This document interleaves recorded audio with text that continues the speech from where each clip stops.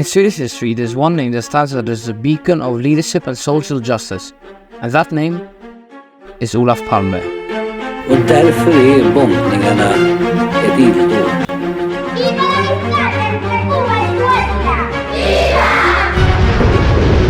Nowadays, the debate largely centers around a future of scarcity. Och vi kan tillsammans säga: Frie Nelson Mandela, upphäv undantagstillståndet, avskaffa apartheid, ge frihet åt Afrika. Tack så mycket. This is the political story of Olaf Palme.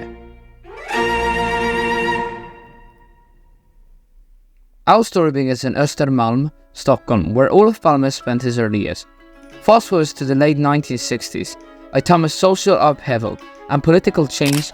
Olof Palme emerged as a charismatic leader, captaining the nation with this vision. Palme's message of equality, pacifism, and human rights resonated deeply with the people of Sweden.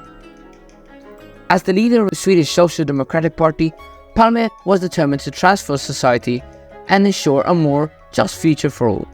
He quickly established himself as a rising star within the Swedish Social Democratic Party. In 1969, the Swedish people elected Olof Palme as their prime minister, entrusted him with the responsibility of leading the nation into a new era. Palme's impact extended beyond the borders of Sweden. In a world plagued by conflict, one issue stood out: the Vietnam War. Palme, like many international figures, raised his concerns about the conflict. Man bör kalla saker och ting vid deras rätta namn. Det man nu gör, det är att plåga människor. Plåga en nation för att förödmjuka den. Tvinga den till underkastelse under maktspråk. Och därför är bombningarna ett illdåd. Och av det har vi många exempel i den moderna historien. Och de är i allmänhet förbundna med ett namn: Guernica, Oradour, Babi Yar, Katyn, Lidice, Sharpeville, Treblinka. Där har våldet triumferat. Men eftervärldens dom har fallit hård över dem som burit ansvaret. Nu fogas ett nytt namn till raden: Hanoi, julen 1972. He argues against escalation of violence and emphasizes the importance of finding peaceful solutions. Palme criticized the Vietnam a lot. But this, however, strained relations with the United States during the heights of the Cold War. Also, another reason was because of Olaf Palme's visit to Cuba in 1975. Fidel Castro.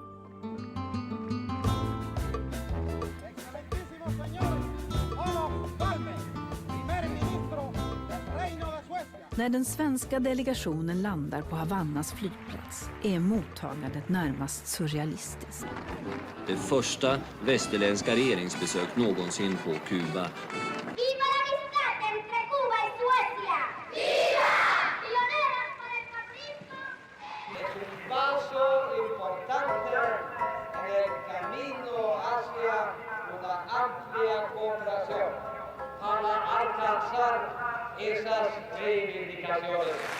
Du beundrar honom?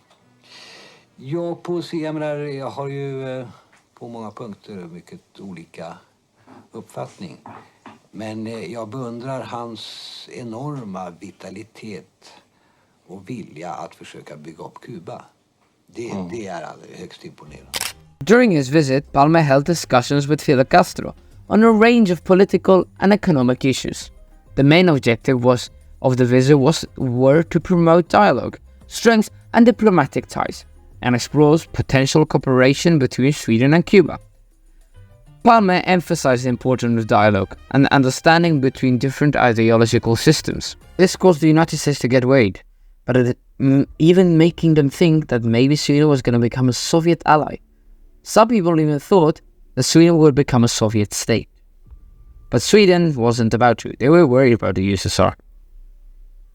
Incidents involving Soviet submarines in Swedish water, known as the Whiskey on the Rocks incident, raised concern about violation of Sweden's sovereignty.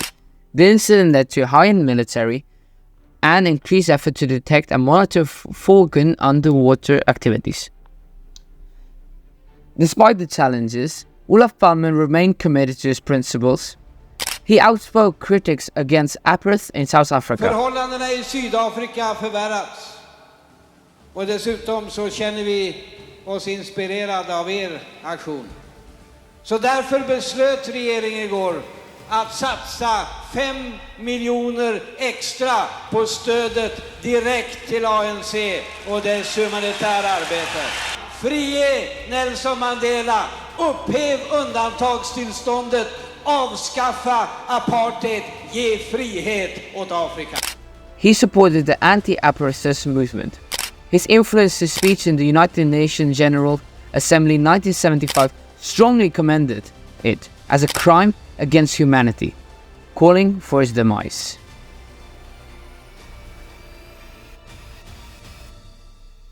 He even spoke against the Spanish dictatorship that started in 1939 and ended with Franco's death in 1975. Franco ha muerto. Palme's criticism of Spanish dictatorship was part of his broad approach to global affairs. He consistently spoke against oppressing regimens and expressed solidarity with those fighting for freedom and democracy. His stance on the Spanish dictatorship was aligned with his beliefs of the importance of human rights and the need to support democratic movements worldwide. But then tragedy struck. February 28, 1986.